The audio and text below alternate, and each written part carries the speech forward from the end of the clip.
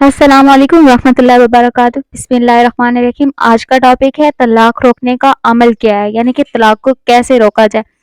کیونکہ ہمارے معاشرے میں، ہماری سوسائٹی میں یہ بہت بڑا مسئلہ ہے کہ چھوٹی چھوٹی باتوں پہ بات طلاق تک پہنچ جاتی ہے، بیوی طلاق لینے پہ آ جاتی ہے، شوہر طلاق دینے پہ آ جاتا ہے۔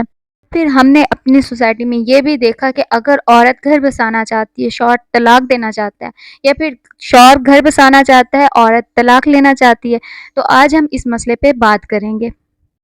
تو ناظرین، اگر میاں بیوی میں لڑائی ہوگی اور لڑائی میں بات طلاق تک پہنچ گئی ہے، بیوی چاہتی ہے کہ میرا شوہر مجھے طلاق نہ دے، یا پھر شوہر چاہتا ہے کہ بیوی مجھ سے طلاق نہ لے، اگر ان دونوں میاں بیوی میں سے ایک بھی گھر بسانا چاہتا ہے تو اسے یہ لگتا ہے کہ اب ہمارا رشتہ نہیں بچے گا، وہ چاہتا ہے کہ کسی نہ کسی طرح ہمارا یہ رشتہ بچ جائے۔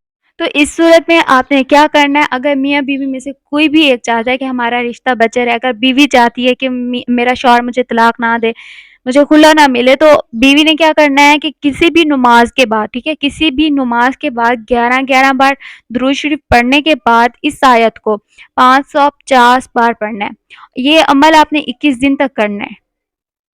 بالکل اسی طرح اگر شوہر چاہتے کہ میری بیوی مجھ سے طلاق نہ لے، تو شوہر کو بھی یہی کرنا ہے کہ کسی بھی نماز کے بعد 11 بار درود شریف پڑھنا ہے، پھر اس آیت کو 550 بار پڑھیں۔ آپ نے بھی یہ عمل 21 دن تک جاری رکھنا ہے۔